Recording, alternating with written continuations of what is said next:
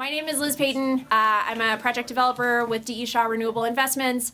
We are so happy that everybody is here today. I am even more happy that we are all sitting inside. So just a couple notes before we get started.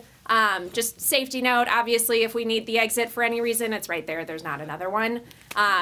We have a long lineup of speakers today that I think is extremely reflective of the number of stakeholders that made this project happen. In order to commemorate that, first off, we do have a lineup of folks that I will read out. We also have a solar panel up at the front, which if you haven't signed, please do. You know, I think this is a really special moment to celebrate, and we will hopefully be able to hang the solar panel somewhere prominent so that everybody can remember this great endeavor that we all have undertaken, and so far, despite stormy skies, successfully.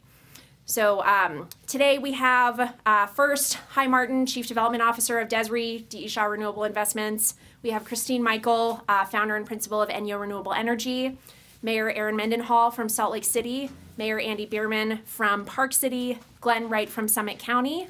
I have 10 shovels in my car, and we have a lot of PPE and hard hats, so I thought after we finish our program, we can go outside and do a big photo. If folks want to do photos with their respective teams, we can do that as well. Whatever refreshments we have left, please avail yourself of them. And yeah, we're so thrilled that everybody is here. So we hope you enjoy the program, and thank you for making the best of hand we've been dealt here. So with that, here's Hi Martin from DESR. One more thing, sorry. We also have little goodie bags that we would love for folks to take, just a souvenir from the project. There's some lined up on this shelf and in the back, so feel free to take them on your way out. Thanks. All right. Hello, everyone. First, my name's Hi Martin. I'm Chief Development Officer at DESR. Thank you all for coming out. We'll do a whole list of thank yous that we want to go through. This was a real team effort to make sure it happened. But first, as Liz mentioned, thank you for braving one of our breaks in the drought here. We couldn't have planned it any better. A true construction site isn't a true construction site without a little bit of water. So we're thrilled to see that. I think when we head outside, the Swinnerton team, who is leading construction of the facility with us, is going to make sure that we have any necessary safety equipment that we need. I don't believe we'll need that given some of the construction is further away, but we want to make sure safety is front and center in the construction of the facility, and everyone out here is safe. So look, I think, let me start from the start, and then I apologize in advance. I'm going to have probably 3 minutes of a long list of thank yous that we want to make sure we go through and hit along the way. Our DESR Renewable Investments, our DESR team, has been working in Utah for the past 3 years. We have, I think to date, invested somewhere around $300 million into the renewable energy economy in Utah, and we are thrilled to see another hopefully targeted $400 million of project investments into solar and solar plus storage facilities across the state. Electron Solar is a great example of exactly that. Like any project, any folks that have worked on renewable energy and clean energy projects before, that is a coordinated effort among a wide range of folks. We'll go through this full list of participants that were involved and groups that were key members of that process. But had any one of those dropped away, we wouldn't be here today, so we're thrilled to have that happen. I think a bit of project history. The site that we are on today is formerly reclaimed land from the EPA, and I think that this is one of the hallmarks of this project in particular. Our DESR team has a number of 10 to 12 solar projects, utility scale solar projects across the country being built at any given time, and we're thrilled to see projects like the Electron Solar project get built on land that is reclaimed. that was previously undesirable land. So we had an extensive effort with the EPA, with various environmental agencies to make sure that that was able to be used here, and that was an extensive effort kind of across the board. I think one turning point in the history of this project was in 2020 when partner communities and organizations made a catalytic investment into the Electron Solar Project. And we'll go through that full list, and you'll hear from a number of the communities that were involved in that process. But without that investment into a power purchase agreement with Rocky Mountain Power, Pacific Core, us, the Enyo team, that would have never happened, and we certainly want to make sure that those groups are recognized. So let me start down this long list, and then I'll pitch it over to others to come up and talk through. First, we want to thank the Salt Lake City community for coming out. We're thrilled to have you all. We're pleased to have the whole team here. Park City was a key member in making sure all this came together. Summit County, Deer Valley, Vail Resorts, Utah Valley University. This whole consortium of communities and organizations came together and are involved in this project. And we are thrilled to be delivering clean power once this project is operational for the next 25 years to those communities.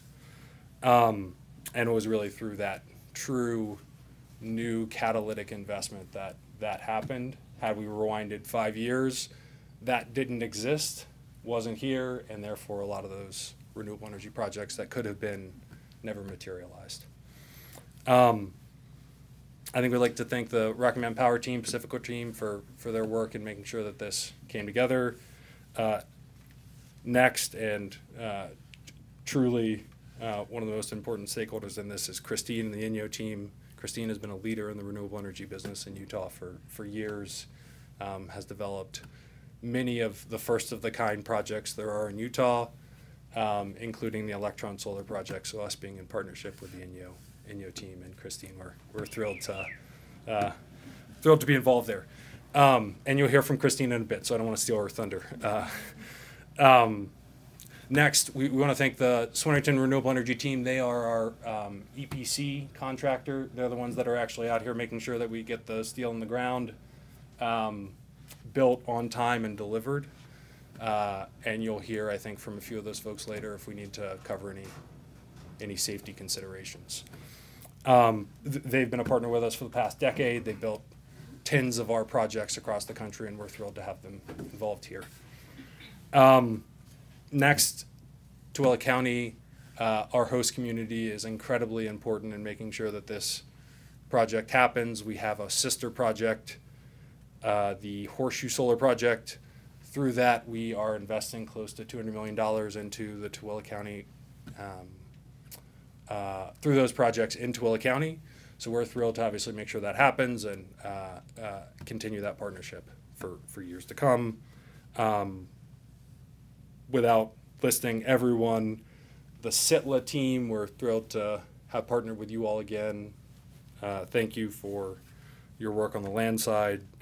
BLM, I also mentioned at the beginning that this was reclaimed land. This is not for lack of covering it, but we spent the better part of 2 years making sure that this was handled with EPA and the Utah Division of Environmental Quality to make sure that this site was ready for reuse, that we could actually use it as a solar facility versus it laying stagnant in its current condition or in its past condition. Two other members I'd mentioned, and then I'm gonna shut up and sit down. Gary Dodge and team. Gary has been a contributor to the renewable energy community across Utah for years, and we're thrilled to have worked with his team on this, making sure that the coalition came together in its current form. And last but not least, Liz Peyton on our team not only put this event together, but has been the leader of our business in Utah for years. If you ever need anything related to this project, any of our other projects in Utah. Liz is the leader of our business, and we're thrilled to have her here today. So with that said, thank you all.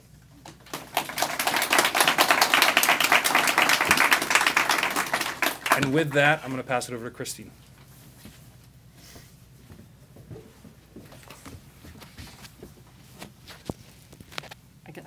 Are you okay if I take off my mask? Thanks. I don't know if you saw it. Utah.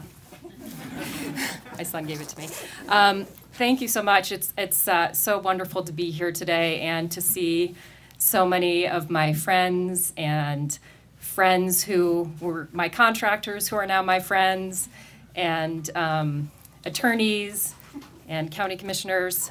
We've come a long way in 20 years since I started the renewable energy program here in the state of Utah. I remember 20 years ago, we had 300 people at the first Wind and Solar Conference. That was a big deal. And back then, I stood there with a rural electric co-op, a bunch of cooperatives, and they looked at me and they said, "Do you know how much land we're going to need to replace all of the coal?" And as I stand here today, I think, okay, that sounds good. So back in 2016, we started Enyo Renewable Energy, and this is one of the key sites that we looked at. And what brought us here was US Magnesium, which is obviously a very large energy user, the rangeland, Sitla, and the transmission lines.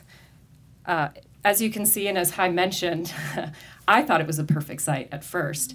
And then the EPA issue occurred. We had contractors who were a little nervous about coming here to conduct site surveys. You can raise your hand if you I don't know if any of you saw the signs as you're making your way in here that says, danger.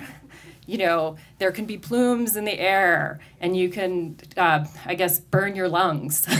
So that was the first challenge, I think, with the site. The second challenge with this site is the fact that US Magnesium is right here, and there are things that come out of those stacks.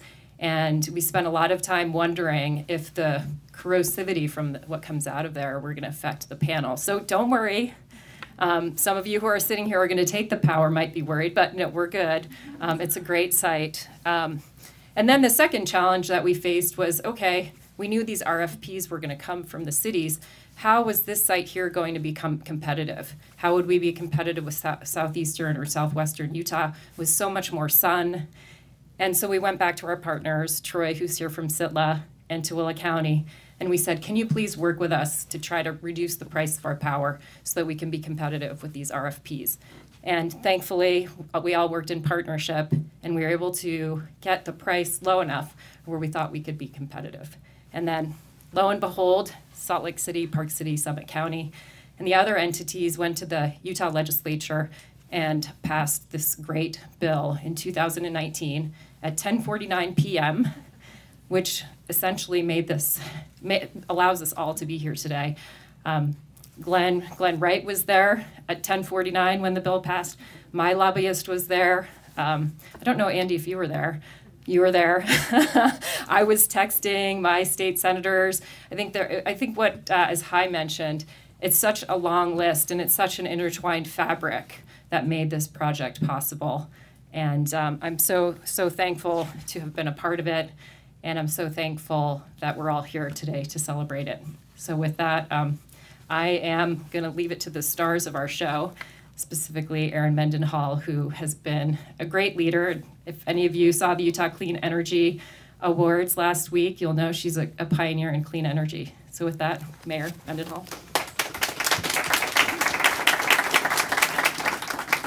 Thanks, Christine. That's too generous. If you saw the Utah Clean Energy Awards, you know that Christine got an award as well, and it was totally appropriate and awesome. Hi, it's great to hear your remarks, and I'm going to riff on that a little bit and jump to your 20 years ago reflection. When I got into air quality work, it was about 16 years ago, and I felt compelled into work as a citizen in environmental advocacy without any tools or training to really know how to do it. But I was so moved by what we were facing as Salt Lakers with the pollution that settles in our valley through the winter months and the ozone that we were starting to recognize, I think, at a broad community-wide level in the summertime. And I was a new mother and realized that staying might mean years off of my children's lives cumulatively of living here. But I really love this incredible place that we call home. And so I wanted to stay. And that's when I threw myself into activism, turned advocacy, trying to figure out how to get a legislator to talk to me and work on policy issues, and then got into city work from there. But that feeling of aloneness permeates I think the individual feelings around climate change across this globe. It seems unsurmountable. It's so exhausting before we even start talking about it. But here we are. Feels a little bit like a high school classroom. We're all a little bit sweaty, still wearing our coats, packed in here together. It sucks outside. But we are here on purpose, and it is symbolic. And I want you to remember this room in this moment, because this is what climate activism is. This is what climate change in the positive impacts we are dreaming of making as individuals and feel disconnected from, most people feel disconnected from the ability to do. We are doing it. And this room is how it's happening. This project is a perfect example. It is the first of its kind in Utah. It's an 80 megawatt project. It is going to transform Salt Lake City's municipal power, all of our buildings, police stations, libraries, city hall, public utilities, our new water reclamation facility, our airport that has all of its tugs now EV charging, not diesel running without catalytic converters. This project is going to make us almost 100% renewable for our municipal power. It's going to get us to over 80%. And then, thanks to these partners, these bold, courageous dreamers, who I've been having the pleasure to dream with, Andy and members of Summit County Council, for 8 years at least, we've been exploring how the hell do we make this work in Utah? How do we make it fit in our state constitution? And and thank you for these explorations, some of which have tanked, but some right now are soaring and rocketing, and it's because we have partners like Rocky Mountain Power, Pacific Core, Enyo and DESR and Swinnerton, but these municipal partners as well. We have to do it together. Like you said, without any one of these partners, it'd be another idea that never got off the ground. So the transformative nature of not just this land we're standing on as a former Superfund site, but also the transformative nature of this relationship should be inspiring to us for what we can take on next. And I'll just end with giving you one more piece of hope that I'm sure, because you're in this room, you know about this, but the Community Renewable Energy Project that we're partners in, and a couple dozen other cities and counties in the state of Utah, and most critically, our Rocky Mountain Power partners. Thanks to legislation passed in 2020, we are on a path to opt out 100% net renewable energy for all of Salt Lake City. Every business, everything that is happening, pulling power from the grid, is going to get to 100% renewable energy because of the Community Renewable Energy Project. And it's not going to be a one-off that Salt Lake City had to light their hair on fire and stomp and scream at Rocky Mountain Power to make it happen. I'd like to keep my hair. And we have this better path that together it's going to be the same program for all of these municipal corporations. So instead of Salt Lake City's 1/3 of what this renewable power potential is through our partnership, we've tripled what Salt Lake City needed for renewable energy by partnering with entities like Park City and Moab and many others. So it's coming, it's happening, and it's because we're all in this together. So next time you see that we've lost another iceberg or glacier, next time you see more species added to the extinction list, have some hope in your heart from this stinky room of power and awesomeness, because we are changing the future through these kind of glorious collaborative collaborative partnerships and turning stinky land into solar energy. So thanks for having me today, but most of all, thanks for your partnership.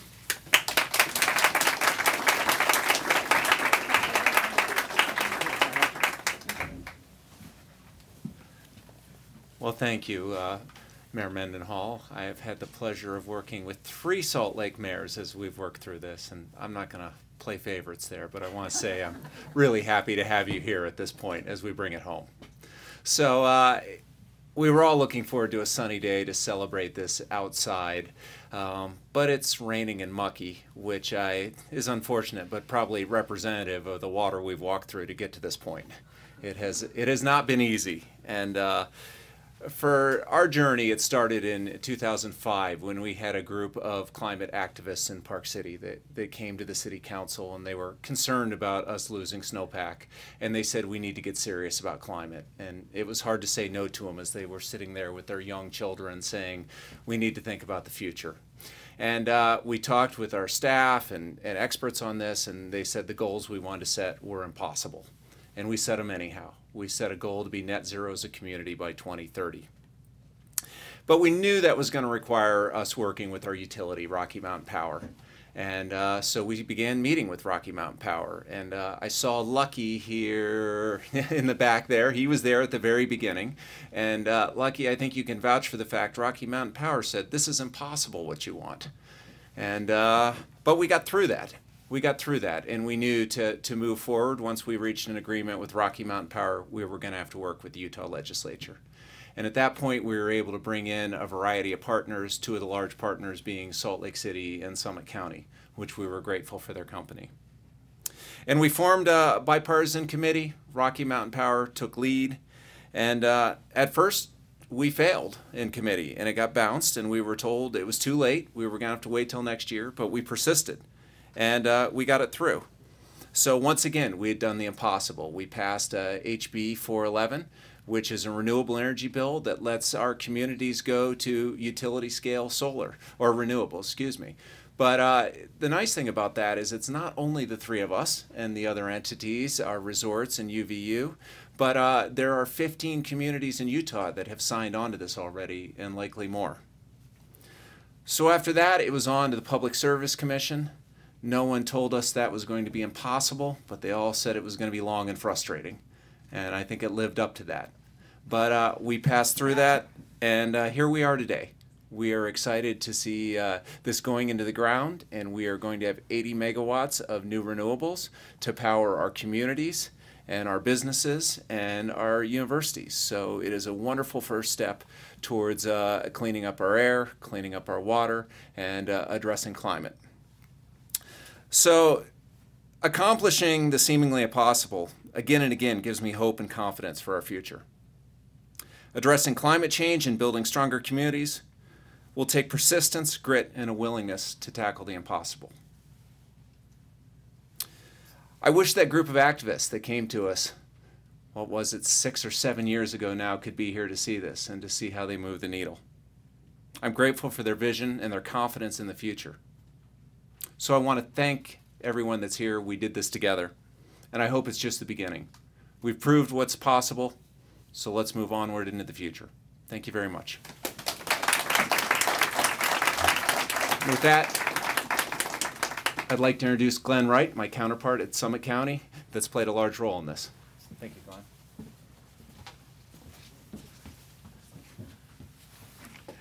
Thank you, Andy. Thank you, Erin. It's a privilege being here to talk about this subject today.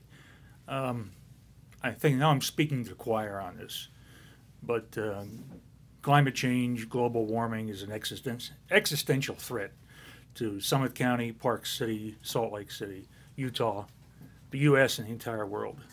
I look at it from our county standpoint. We have 400,000 acres of national forest in Summit County. Once we get beyond the obvious snowpack issue of our economy in Park City, forest health, forest fires, protecting the watershed. Summit County provides probably 70% of the water that's utilized on the Wasatch Front. And one of our major issues is forest health and watershed protection, which is going to get consistently more difficult with climate change. We have a major problem ahead of us, and this is why we have to address climate change and go to renewable energy. I ran for the council 5 years ago, and my principal platform was the environment and climate change. And we've made good progress since then. Summit County is very active in the Utah Association of Counties. I'm one of the board members, one of only 2 Democrats on the UAC board. We were successful in getting UAC to lobby for HB 411. We were successful in getting this big old rancher from Beaver County, a guy named Mark Whitney, speak to the legislature twice on our behalf to support renewable energy and HB 411. It's a passion of mine, and it's incredibly important for Summit County. I want to thank everybody who's helped us through this process, and especially a couple of our staff members here. And one of them, whom is our retired sustainability manager here. Where are you, Lisa? There's Lisa in the back. She, our recently retired, not quite a year ago, sustainability manager. She and Dave Thomas, our chief civil attorney, were really vital in working through some of the legal aspects of this process. And all of our allies who helped get us through both the HB 411 process and the Schedule 34 process. Yeah, this is our first step in decarbonizing Summit County. Emily Quinton, where are you, Emily? She's our new sustainability manager. She's working with our county staff right now. We're going to be building a bunch of new buildings out at on the Gilmore property off Route 40 in Summit County. They're all going to be all electric. And when we get our 100% renewable energy into the county, those buildings will be net zero buildings. And we're going to be converting all of our fleet to electric vehicles. That's going to take a few years as we replace vehicles, but that will be happening over the next 5 or so years. And I'm hoping we get to the point where we can, there's the earth moving equipment that plows our roads and repairs our streets. That will be compatible with that also, but if we don't, we'll use biodiesel for those activities. We're all working on the 100% community renewable energy program right now. I see Christopher Thomas there, who's been a major leader from Salt Lake City on this process. I see our newly hired attorneys in the back who will be working us and guiding us through the process. We're on the threshold of making major progress, and congratulations to everybody here who's helped with that process.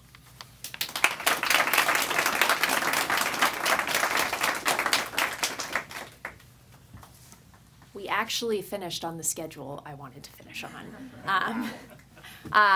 Thank you, everybody, for all of those remarks. Always helpful to remember your optimism, which even being in this business is hard to do, especially when you wake up when the weather is crumbing out. Before we break and go take some photos with shovels, I do want to just extend one final thank you to our site superintendent, Mitch Freeman, who's hiding somewhere. Oh, there he is. Mitch was here at 3:30 this morning and was able to tell me at 4:45 that the tent didn't blow away. So building one of these things, right, should be the easy part after you go through everything that everybody just talked about, but very important to make sure that we have competent people who know how to drill a well and know how to direct people around to where they need to go and know how to direct me when I'm here trying to direct everybody else. So thank you very much to Mitch and the Swinnerton team. We have shovels that are in my car. I'm thinking we do one photo. We'd love to have one photo with everybody here. We have some hard hats for the customers. So we'll try to structure a photo efficiently, and then if folks want to take photos with their specific teams or with their respective teams, that's great. We have a photographer from Swinnerton. We will make sure that everyone gets photos that are taken here today. So thank you again for coming. Please, again, sign the panel. Please take gift bags, and let's meet outside and we'll take a photo. Thank you.